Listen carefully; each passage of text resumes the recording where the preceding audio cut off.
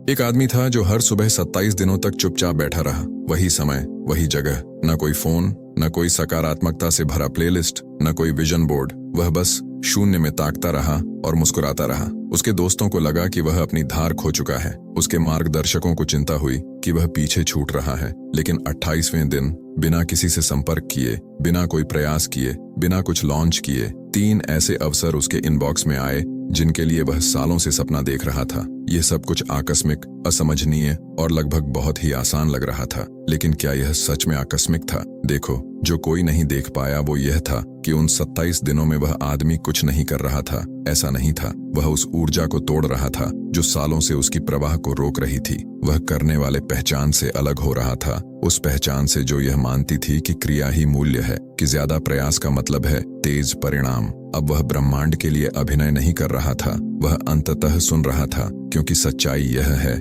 जो कोई भी आपको बताने की हिम्मत नहीं करता। क्वांटम क्षेत्र उस पर प्रतिक्रिया नहीं करता जो आप कर रहे हो। यह कुछ बहुत ही सूक्ष्म और बहुत ही शक्तिशाली चीज पर प्रतिक्रिया करता है, और ज्यादातर लोग इसे पूरी तरह से चूक जाते हैं। इसी कारण वे थक जाते हैं, इसी कारण वे एक ही समय रेखा को बार बार जीते हैं, इसी कारण वे सब कुछ सही तरीकों से करते हैं, फिर भी खुद को टूटा हुआ, अधूरा और ब्रह्मांड द्वारा अनदेखा महसूस करते हैं। वे क्रिया की भाषा में पारंगत होते हैं, लेकिन यह क्षेत्र केवल फ्रीक्वेंसी यानी तरंग की भाषा समझता है। और यहाँ एक मोड़ है, ये सिर्फ कोई भी तरंग नहीं होती, ये वह संकेत है जो बताता है कि आप वास्तव में कौन हैं। जब कोई आपको नहीं देख रहा होता, जब आप कुछ आकर्षित करने की कोशिश नहीं कर रहे होते, जब आप कोई स्क्रिप्ट नहीं लिख रहे होते, जब आप संकेतों की तलाश में नहीं होते, यही वह क्षण होता है जब ब्रह्मांड वास्तव में सुनता है। क्वांटम भौतिकी में यह कोई कल्पना नहीं है, इसे कोहिरेंस यानी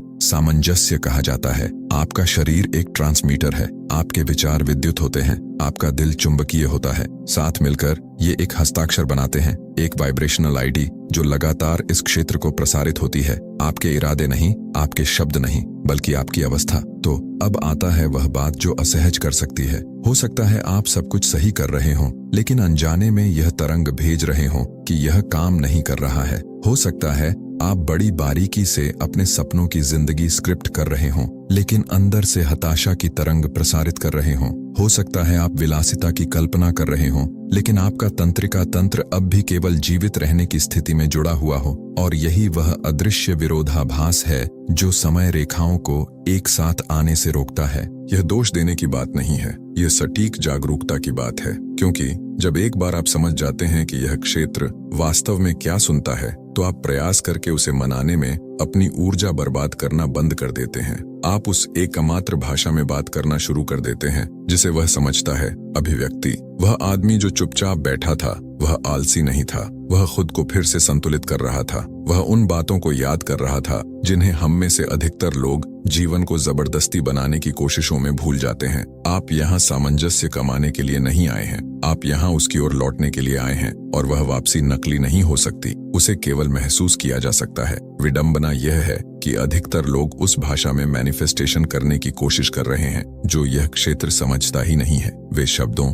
रणनीतियों, मेहनत, अनुष्ठानों का प्रयोग कर रहे हैं, लेकिन यह क्षेत्र तार्किक नहीं है, यह कंपनात्मक है। यह आपके क्या को नहीं समझता, यह उस ऊर्जा को समझता है जिससे आप वह काम कर रहे हैं। तो अब मैं आपसे पूछता हूँ, अगर आपने आज सारी बाहरी मेहनत बंद कर दी, क्या आपकी ऊर्जा अब भी इतनी चुंबकीय होगी कि वह आपके भविष्य को आपकी ओर खींच सके? यही वह अदृश्य सत्य है जिसे हम इस वीडियो में खोलेंगे, क्योंकि बात कुछ न करने की नहीं है, बात उस इंसान में बदलने की है जो अब कमी से नहीं कंपन करता, जो अब मैनिफेस्टेशन के लिए प्रदर्शन नहीं करता, जो अब क्षेत्र से मांग नहीं करता, बल्कि ऐसा रूप बन जाता है जिसे यह क्षेत्र नजरअंदाज कर ही नहीं सकता। इस यात्रा के अंत में आप अंदाजा नहीं लगाएंगे कि कुछ चीजें क्यों नहीं आ रही हैं। आपको सटीक रूप से पता होगा कि आप कौन सा संकेत भेज रहे थे और उसे कैसे शोर से बदलकर संगीत में बदला जा सकता है। लेकिन ऐसा करने के लिए हमें और गहराई में जाना होगा। अगले भाग में हम यह उजागर करेंगे कि यहाँ तक कि सच्चे आध्यात्मिक लोग भी समय रेखाओं को क्यों नहीं तोड़ पाते।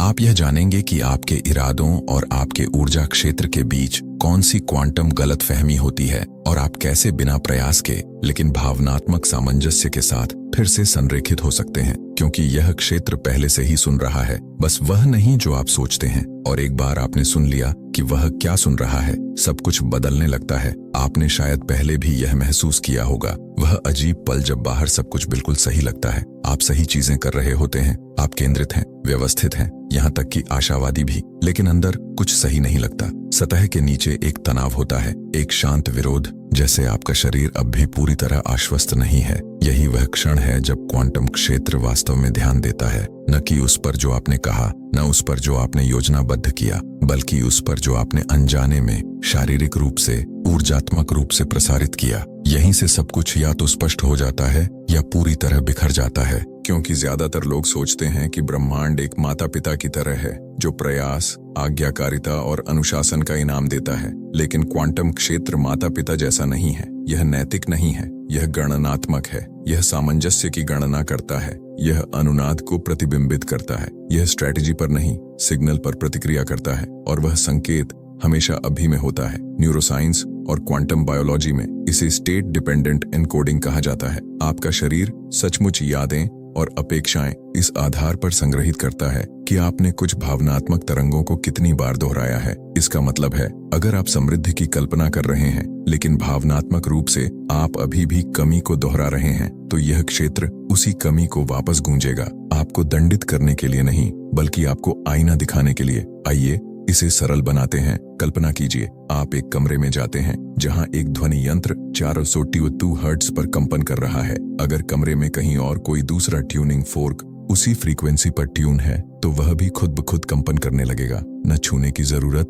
न किसी बल की, बस अनुनाद। यही होता है मैनिफेस्टेशन में। यह क्षेत्र आपकी इच्छाओं को पूरा नहीं करता, यह कोहेरेंस यानी भाव चेतना के सामंजस्य पर प्रतिक्रिया करता है। जब आपका इरादा, भावना और अभिव्यक्ति आपस में मेल खा जाते हैं, तो आप एक प्रसारण टावर बन जाते हैं, और जो कुछ भी उस फ्रीक्वेंसी से मेल खाता है वह आपकी ओर खींचने लगता है। इसलिए नहीं कि आप मांग रहे हैं, बल्कि इसलिए कि आप कंपन कर रहे हैं। लेकिन यही एक विरोधाभास है। जिस पल आप उच्च फ्रीक्वेंसी में आने की कोशिश शुरू करते हैं, आप पहले ही उसे खो चुके होते हैं, क्योंकि कोशिश करना ही प्रतिरोध है, चाहना ही अभाव है, और प्रदर्शन ही असुरक्षा है, और यह क्षेत्र इसे तुरंत पकड़ लेता है। इसीलिए बहुत सारे लोग एक जगह आकर अटक जाते हैं। वे पूरी मेहनत करते हैं, लेकिन अपने दिमाग से मैनिफेस्ट करने की कोशिश करते हैं, जबकि उनका शरीर अब भी डर, अलगाव और अभाव की फ्रीक्वेंसी लिए हुए होता है। उनके शब्द कुछ और कहते हैं, लेकिन उनके चारों ओर का वह अदृश्य विद्युत चुंबकीय क्षेत्र एक बिल्कुल अलग कहानी सुनाता है। आइए इसे और ठोस बनाते हैं। आप हर सुबह अपनी डायरी में लिखते हैं, मैं समृद्ध हूँ, मैं संरेखित हूँ, लेकिन अंदर से आपके सीने में जकड़न है। आप घड़ी की ओर देख रहे हैं, आप किसी संकेत का इंतजार कर रहे हैं जो यह साबित करे कि ये सब काम कर रहा है। वही तनाव ही आपका असली संकेत है। वही वह चीज है जिसे यह क्षेत्र सुनता है, क्योंकि जहां चेतन मन शब्दों में बोलता है, वहीं अवचेतन मन, जो आपके 95% संकेत को नियंत्रित करता है, सिर्फ भावना में बोलता है। और भावना चुंबकीय होती है। जो डिस्पेंसा अक्सर कहते हैं, एक ऊंची भावना जब स्पष्ट इरादे से मिलती है तो वही निर्माण का सूत्र है। लेकिन ज्यादातर लोग केवल इरादे का अभ्यास करते हैं, वे भावनात्मक अभ्यास को छोड़ देते हैं। वे इच्छाओं की घोषणा तो करते हैं, लेकिन भावनात्मक रूप से विपरीत तरंगे भेजते हैं। यह ऐसा है जैसे आपने सही नंबर मिलाया हो, लेकिन गलत फोन में धीरे धीरे फुसफुसा रहे हो। अब यहीं से बात क्वांटम स्तर पर पहुंचती है। यह क्षेत्र भविष्य काल को नहीं समझता। ऊर्जा की भाषा में मैं करूंगा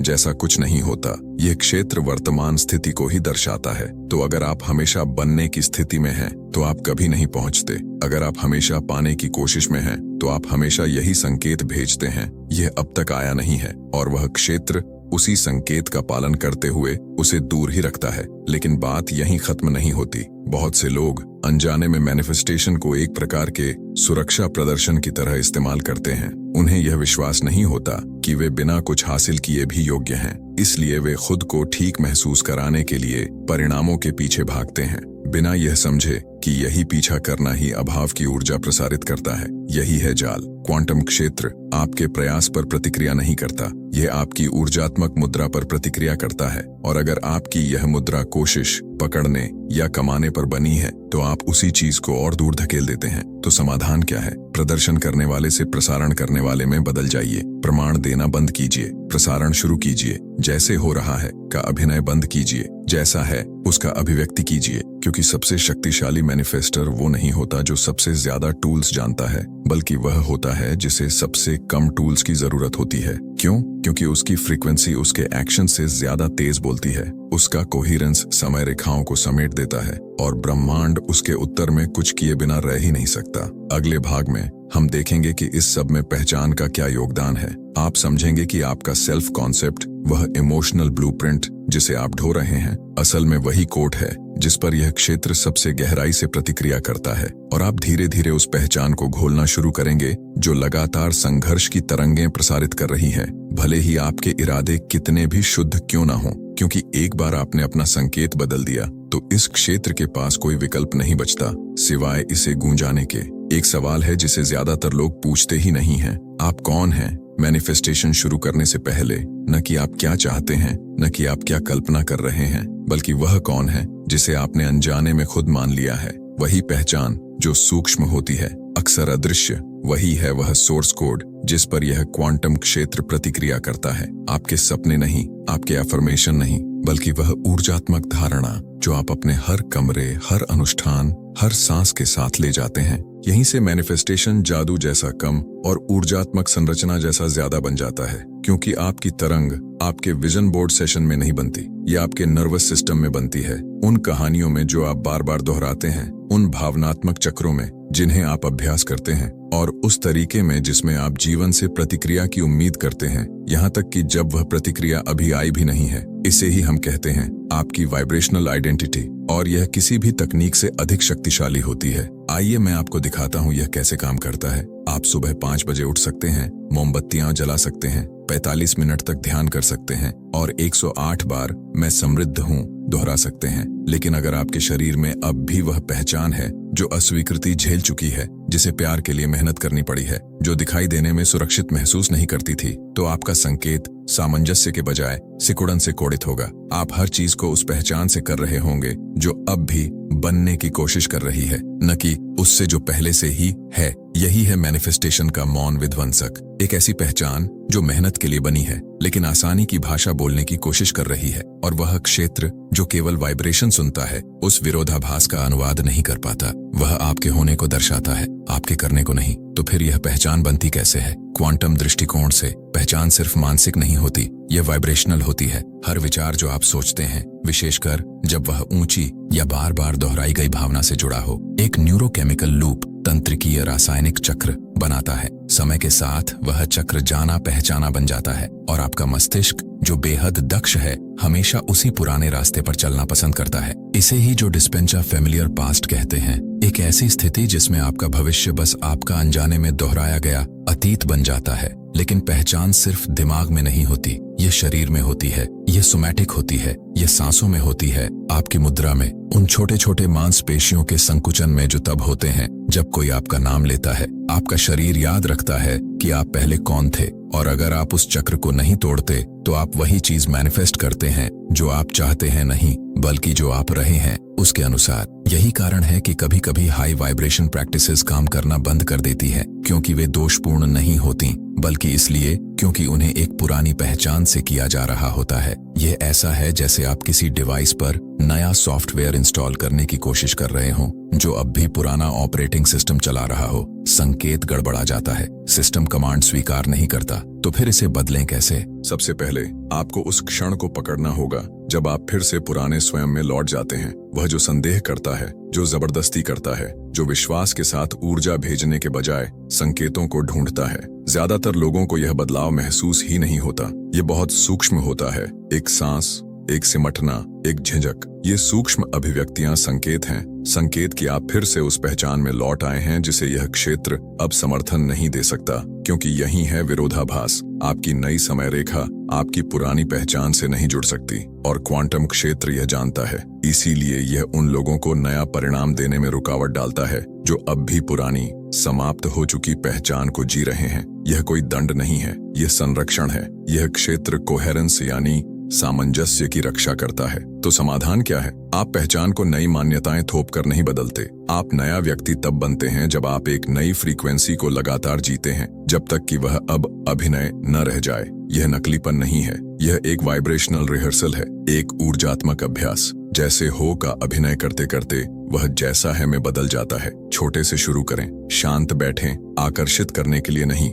बल्कि देखने के लिए। उस रूप को महसूस करें जो अब पीछा नहीं करता। उसके साथ सांस लें, वैसे ही चलें जैसे वह चलता है। स्वयं से पूछें, अगर मुझे सच में विश्वास होता कि मैं वही हूँ जो मैं कहता हूँ, तो मैं अब क्या नहीं करता? फिर वैसी चीजें कम कर दीजिए। आपकी नई पहचान कोई पोशाक नहीं है, कोई स्टाइल या पिंटरेस्ट बोर्ड नहीं है। यह एक फ्रीक्वेंसी है, और जब आपके विचार, भावनाएं और कार्य उस फ्रीक्वेंसी से मेल खाने लगते हैं, आप पुष्टि मांगना बंद कर देते हैं। आप ही पुष्टि बन जाते हैं। आप संकेत ढूंढना बंद कर देते हैं। आप खुद संकेत बन जाते हैं। अगले भाग में हम एक सरल लेकिन गहरी प्रैक्टिस शुरू करेंगे जो इस पहचान को धीरे धीरे और प्रभावी ढंग से दोबारा तैयार करती है। एक दैनिक अनुष्ठान जिसके लिए न घंटों की जरूरत है, न किसी विशेष वस्तु की, न ही कोई प्रदर्शन, बस आपकी उपस्थिति। आप सीखेंगे कि अपने अस्तित्व के मूल से एक स्पष्ट संकेत कैसे प्रसारित किया जाए, क्योंकि क्वांटम क्षेत्र को आपसे यह नहीं चाहिए कि आप उसे मनाएं। उसे बस आपसे इतनी कोहेरेंस चाहिए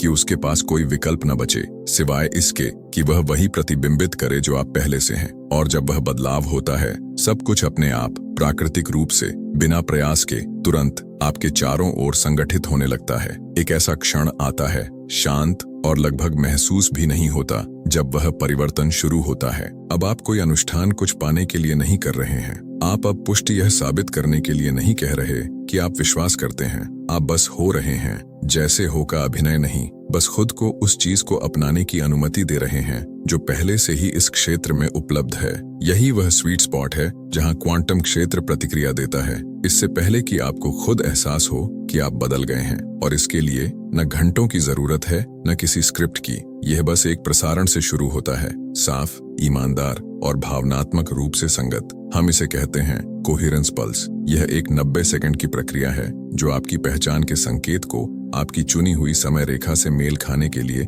फिर से संरेखित करती है। यह ऐसे काम करता है जब आप सुबह उठें, फोन उठाने से पहले, स्क्रॉल करने से पहले या पुराने संदेशों या हेडलाइंस के जरिए अतीत को ग्रहण करने से पहले बस बैठ जाइए। आंखें खुली हों या बंद, फर्क नहीं पड़ता। जो मायने रखता है वह यह है, आप ग्रहण करने से पहले प्रसारण करें। एक गहरी सांस अंदर लें। सांस छोड़ते समय कल्पना करें कि आपका सीना सिर्फ हवा से नहीं बल्कि एक सिग्नल से फैल रहा है। आप सिर्फ सांस नहीं ले रहे, आप भेज रहे हैं। अब 3 शब्द चुनिए, अफर्मेशंस नहीं बल्कि फ्रीक्वेंसीज जिनसे आप जीना चाहते हैं। ऐसी चीजें नहीं जिन्हें आप पाना चाहते हैं, बल्कि ऐसे स्थितियां जिन्हें आप होना चुनते हैं। उदाहरण के लिए, निश्चिंत, खुला, चुंबकीय या शांत, योग्य, संपूर्ण। उन्हें धीरे से कहिए, महसूस कीजिए, अपने शरीर को उनके अनुरूप ढालने दीजिए। फिर कल्पना करें कि ये फ्रीक्वेंसीज एक पल्स की तरह बाहर की ओर फैल रही हैं, ना याचना में, ना आशा में, बल्कि जानने में। आप मांग नहीं रहे, आप मनाने की कोशिश नहीं कर रहे,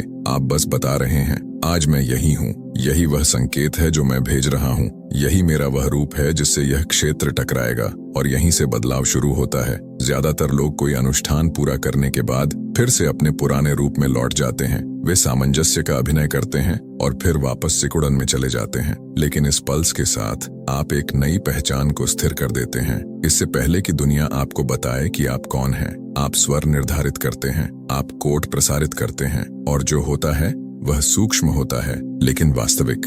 आपकी मुद्रा बदलती है, आपकी सांस धीमी होती है, आपके निर्णय स्पष्ट होते हैं। आप बिना अपराध बोध के ना कहते हैं, आप बिना डर के हाँ कहते हैं, क्योंकि आप अब उस पुराने क्षेत्र को प्रतिक्रिया नहीं दे रहे जो आपकी पिछली फ्रीक्वेंसी से बना था। अब आप उस क्षेत्र में चल रहे हैं जो आपने क्षण दर क्षण खुद रचा है, और आप उसे पीछे नहीं दौड़े, आप वह संकेत बन गए जिसे वह नजरअंदाज नहीं कर सका। यही है असली जादू। तो अब आपके लिए एक निमंत्रण है, अगले 7 दिनों तक हर सुबह यह करें। इससे पहले कि किसी और की ऊर्जा आप तक पहुंचे, इसे अपना प्रसारण बना लीजिए और इसे और गहराई से स्थिर करने के लिए अभी यहीं इस क्षण को साथ में चिह्नित करें। अपने भविष्य के स्वयं को बताइए कि संकेत बदल चुका है। कमेंट करें, आई एम द सिग्नल, मैं ही संकेत हूँ। इसलिए नहीं कि आप जल्दी मैनिफेस्ट करना चाहते हैं, बल्कि इसलिए कि अब आप समझ चुके हैं इस क्षेत्र को कभी आपके प्रयास की जरूरत नहीं थी, उसे सिर्फ आपके कोहेरेंस की जरूरत थी। अगले भाग में हम यह जानेंगे कि क्या होता है जब आप दिन भर उसी संगति से जीना शुरू करते हैं। हम आपको दिखाएंगे कि कैसे वास्तविक जीवन की परिस्थितियों, बातचीतों, निर्णयों, संदेहों और ध्यान भटकाने वाली चीजों में संरेखित बने रहें, न कि उनसे लड़कर, बल्कि उनकी फ्रीक्वेंसी के प्रति रोग प्रतिरोधक बनकर। क्योंकि जब आप पीछा करना बंद कर देते हैं, तब आप टाइमलाइन को समेटना शुरू करते हैं। आपने संकेत प्रसारित कर दिया है, आपने क्षेत्र को कोहेरेंस की पल्स भेज दी है, और एक पल के लिए, शायद 5 मिनट, शायद 1 घंटा, सब कुछ हल्का, स्पष्ट और तालमेल में लगता है। लेकिन फिर कुछ होता है। एक संदेश संदेह को ट्रिगर करता है, कोई देरी चिंता को उकसाती है, कोई पुरानी स्थिति फिर से आपको उस स्वयं की ओर खींच लेती है जिससे आपने आगे बढ़ने का फैसला पहले ही कर लिया था। यही असली परीक्षा है, इच्छा शक्ति की नहीं, बल्कि ऊर्जात्मक स्थिरता की। क्योंकि क्वांटम क्षेत्र आपको सजा देने के लिए परीक्षा नहीं लेता, वह आपको दिखाने के लिए प्रतिक्रिया देता है कि प्रसारण कहाँ टूट रहा है। और यहीं पर ज्यादातर लोग अनजाने में फिर से अपनी पुरानी समय रेखा में लौट जाते हैं। इसीलिए नहीं कि वे असफल हो गए, बल्कि इसलिए कि उन्होंने अपनी फ्रीक्वेंसी को इतना गहराई से स्थिर नहीं किया था कि वह प्रतिरोध के बीच भी टिकी रह सके। लेकिन क्या हो अगर उस फ्रीक्वेंसी को पकड़े रहना बलपूर्वक न करना पड़े? क्या हो अगर संरेखण अनुशासन का नहीं, बल्कि स्मरण का विषय हो? क्योंकि सच्चाई यह है, आपको पुराने पैटर्न्स से लड़ने की जरूरत नहीं है, आपको बस नए स्वयं के संकेत में लगातार बने रहना है। आइए बात करते हैं कि आपकी फ्रीक्वेंसी कैसे पूरे दिन में आपके द्वारा खुद से किए गए छोटे छोटे मौन समझौतों से बनी रहती है। सूक्ष्म निर्णय, हल्के प्रतिक्रियाएं, भावनात्मक हस्ताक्षर। अधिकतर लोग सोचते हैं कि मैनिफेस्टेशन सिर्फ बड़े बदलावों, क्वांटम छलांगों, जागरणों, उत्कर्षों के बारे में है। लेकिन असलियत में टाइमलाइन तब बदलती है जब आपकी छोटी छोटी पसंदें अब आपकी नई पहचान का विरोध करना बंद कर देती हैं। उदाहरण के लिए, आपको एक ऐसा संदेश मिलता है जो सामान्य रूप से आपको सिकुड़ने पर मजबूर कर देता। पुराना स्वरूप अत्यधिक सोचने लगता, चिंता करता या कुछ जल्दी ठीक करने की कोशिश करता। लेकिन इसके बजाय आप रुकते हैं, एक गहरी सांस लेते हैं, मुस्कुराते हैं। आपको याद आता है, मैं ही वह संकेत हूँ। वह रुकना निष्क्रिय नहीं है, वह क्वांटम पुनः संतुलन है। यह क्षेत्र को बताता है, अब मैं अपने इतिहास से प्रतिक्रिया नहीं करता, अब मैं अपने संरेखण से प्रतिक्रिया देता हूँ। एक और पल, आपको जल्दी करने, नियंत्रण लेने या पीछा करने की इच्छा होती है, लेकिन आप उस पैटर्न को तोड़ते हैं। आप पूछते हैं, क्या वह संस्करण जो पहले ही यह सब प्राप्त कर चुका है, क्या वह इस जल्दीपन को महसूस करता? और अगर उत्तर न है, तो आप उस न को अपनाते हैं। आप धीमे हो जाते हैं, आप पल्स पर भरोसा करते हैं, आप खींचने के बजाय प्रसारित करते हैं। ये पल जमा होते हैं, वे एक नया ऊर्जात्मक मुद्रा बनाते हैं, और मुद्रा ही शक्ति है। क्योंकि मुद्रा क्षेत्र को बताती है, मैं इतना सुरक्षित हूँ कि अनुमति दे सकता हूँ, मैं इतना निश्चित हूँ कि साबित करने की जरूरत नहीं, मैं पहले से ही वो हूँ जिसे बनने की मैं कोशिश कर रहा था। और तभी समय रेखाएं तेज होने लगती हैं। अब आइए एक और परत जोड़ते हैं। दिन भर कोहेरेंस बनाए रखने के लिए आपका वातावरण आपके संकेत का दर्पण बनना चाहिए, न कि उसकी परीक्षा। इसका मतलब यह नहीं है कि आपको खुद को अलग थलग कर लेना है या कॉन्ट्रास्ट से बचना है। इसका अर्थ है ऐसे स्थानों, लोगों और प्रभावों को चुनना जो आपके चुने हुए स्टेट को मजबूती दें। अपने आप से पूछें, कौन सी संगीत उस संस्करण का समर्थन करती है जिसे मैं अपना रहा हूँ? कौन सी खुशबू, कौन सा स्पर्श, कौन सी रोशनी मुझे यह याद दिलाती है कि मैं अभी सुरक्षित हूँ? आपके आसपास के वो कौन से 3 लोग हैं जो आपके भविष्य के स्वरूप से संवाद करते हैं, न कि अतीत के? और इससे भी अधिक सूक्ष्म, वो कौन से विचार हैं जिन्हें मैं अब और मनोरंजन नहीं दूंगा? इसीलिए नहीं कि वो बुरे हैं, बल्कि इसीलिए कि वो अब इस संकेत के नहीं हैं। यह है ऊर्जात्मक स्वच्छता, यह है आवृत्ति का संरक्षण। यह जुनूनी नहीं है, यह इरादतन है। और यदि कभी आपको लगे कि आप फिसल रहे हैं, तो आप फिर से सांस की ओर लौटते हैं, शांत होने के लिए नहीं, बल्कि प्रसारण के लिए। आप अपने 3 शब्द बोलते हैं, आप फिर से पल्स करते हैं, आप फिर से प्रसारक बनते हैं। क्योंकि सच्चाई यह है, आप कोशिश नहीं कर रहे कि उच्च आवृत्ति में बने रहें, आप यह अभ्यास कर रहे हैं कि किसी भी और चीज के लिए अनुपलब्ध हो जाए, और समय के साथ यह अब अभ्यास नहीं रहता, यह आपका मूल स्तर बन जाता है। आप भावनात्मक रूप से अराजकता से अप्रभावित हो जाते हैं, सुन्न नहीं बल्कि स्थिर, रोबोटिक नहीं बल्कि स्वायत्त। और फिर फील्ड झुकना शुरू कर देती है, यह व्यवस्थित होती है, यह सजती है, यह प्रदान करती है। इसलिए नहीं कि आपने और अधिक दबाव डाला, बल्कि इसलिए कि जहां आप पहले घबरा जाते थे वहां आप स्थिर रहे, जहां आप पहले बंद हो जाते थे वहां आप खुले रहे, जहां आप पहले प्रश्न पूछते थे वहां आप निश्चित रहे। यही वह चीज है जो समय रेखाओं को बदल देती है। अब अंतिम भाग में हम इसे पूर्ण रूप देंगे। आप देखेंगे कि समर्पण कमजोरी नहीं है, यह प्रसारण का अंतिम चरण है। आप जानेंगे उस परवर्ती विरोधाभास को जिसे हम बिना प्रयास की अभिव्यक्ति कहते हैं। और क्यों? जब आप परिणाम की आवश्यकता छोड़ देते हैं तो वही परिणाम आपको खोजना शुरू कर देता है। और अब हम पहुंचते हैं उस अंतिम सत्य पर, वह क्षण जब सारी तकनीकें, सभी अनुष्ठान, सारी अलाइनमेंट किसी शांत, सरल और उससे कहीं अधिक शक्तिशाली चीज में विलीन हो जाते हैं, जिसे आप न तो जबरदस्ती कर सकते हैं न ही अभिनय। क्योंकि क्वांटम स्तर पर मैनिफेस्टेशन तब नहीं होता जब आप अभ्यास को परिपूर्ण कर लें, बल्कि तब होता है जब आप परिणाम की आवश्यकता को ही भूल जाते हैं। जब आपकी आवृत्ति इतनी पूर्ण, इतनी आकर्षक, इतनी आंतरिक रूप से संरेखित हो जाती है कि फील्ड के पास आपसे मेल खाने के अलावा कोई विकल्प ही नहीं बचता। इनाम के रूप में नहीं बल्कि प्रतिबिंब के रूप में। यहीं से समर्पण शुरू होता है, और वह समर्पण जिसे अक्सर लोग गलत समझते हैं, जहां आप हार मानते हैं, अपने मानक कम कर देते हैं या थक कर छोड़ देते हैं, वह नहीं। वास्तविक समर्पण एक कंपनात्मक निर्णय है। यह तब होता है जब आपका अस्तित्व आपके इरादे के साथ इतना सुसंगत हो जाता है कि आप अब समय रेखा की निगरानी नहीं करते, आप अब फील्ड को परिणामों के लिए नहीं छानते, आप अब ब्रह्मांड से यह साबित करने की भीख नहीं मांगते कि वह सुन रहा है, क्योंकि अब आप उससे अलग ही नहीं बचे हैं जिसकी आपने मांग की थी। इस क्षेत्र में समर्पण हार मानना नहीं है, यह अभी में समर्पण करना है, यह भरोसे में झुकना है जबकि फिर भी सटीकता में चलना है। यह कोमल आंखें हैं पर तेज आत्मा, यह शांत क्रिया है बिना किसी तनाव के। और यहाँ आता है विडंबना। यह तब होता है जब आपको उस चीज की मानसिक जरूरत नहीं रह जाती, तभी वह चीज खुद आपको ढूंढने लगती है।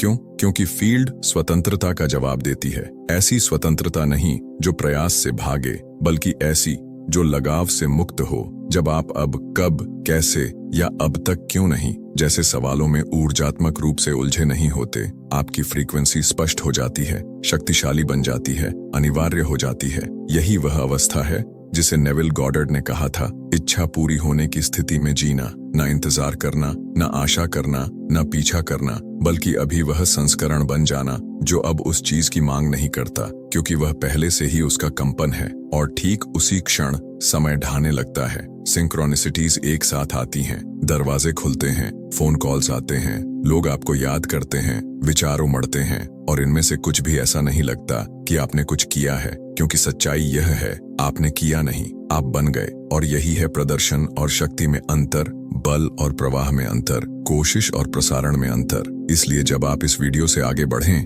मैं नहीं चाहता कि आप कोई और प्रयास जोड़ें, मैं चाहता हूं कि आप शोर को घटाएं, मैं चाहता हूं कि आप एक लंबी सांस छोड़ें, मैं चाहता हूं कि आप इस बात पर भरोसा करें कि जो चीज आपके लिए है उसे मनाने की जरूरत नहीं, उसे सिर्फ कोहिरेंस चाहिए। आज का दिन वह दिन बने जब आप अपनी ऊर्जा कहीं पहुंचने के लिए इस्तेमाल करना बंद करें और किसी बनने के लिए शुरू करें, उस संस्करण के लिए जो अब फील्ड के सामने अभिनय नहीं करता बल्कि उसकी भाषा में पारंगत हो गया है। और जब ऐसा होता है, हर वो चीज जिसे आपने कभी कल्पना की थी आपकी परिक्रमा करने लगती है, न इसलिए कि आपने उसका पीछा किया, बल्कि इसलिए कि आपने आखिरकार अपनी फ्रीक्वेंसी को सत्य से मिला दिया कि आप हमेशा से वही थे। और अब यदि आज आपके भीतर कुछ हिला हो, कुछ क्लिक हुआ हो, कुछ गूंजा हो, या आपको यह याद आया हो कि आप असल में कौन हैं, तो आप पहले से ही बदलाव में हैं और आप अकेले नहीं हैं। यह सिर्फ एक वीडियो नहीं है, यह एक फ्रीक्वेंसी है, एक स्थान जहां विज्ञान आत्मा से मिलता है और संकेत मिलकर और भी शक्तिशाली हो जाता है।